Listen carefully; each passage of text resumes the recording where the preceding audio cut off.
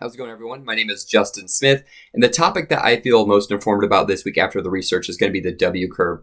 The W curve is when you have excitement about something and you're really anticipating it, so you kind of rise up, but then when it happens, it drops down because there's a lot of adversity that comes with it. But then you make changes and you adjust to the adversity and it rises back up, and then more adversity comes and you drop back down. So it's really the highs and lows throughout something, and we've all experienced highs and lows throughout our life.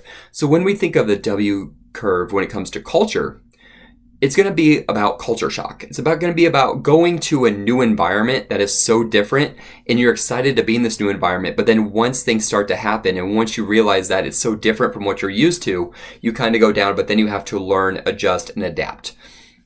So throughout the research, I found that a lot of examples had to do with someone coming from another country. So someone moves from like Russia to America.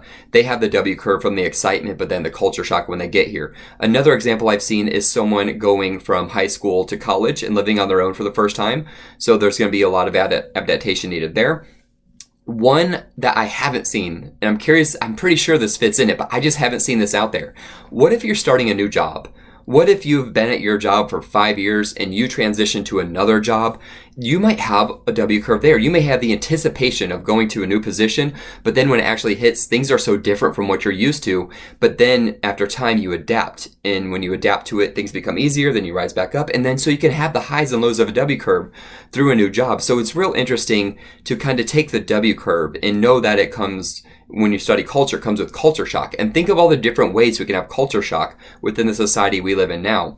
Even think about someone moving from a different community to the community you're in. So if we can understand the W curve and have a better understanding of the culture shock from the people that are going through their own W curve, maybe we can be more empathetic and we can make things easier for the people that are going through these changes. So if you have a new employee starting your job and you understand the W curve, you might know that after a little bit, once that anticipation wears off, there may come some adversity with the different culture that they're in.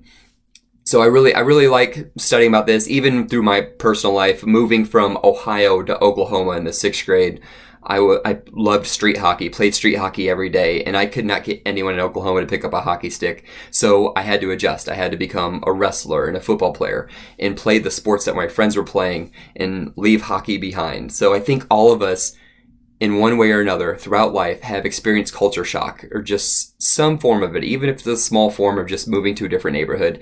And we can think of how the W curve is relatable as we were going through these new transitions and changes. Thank you.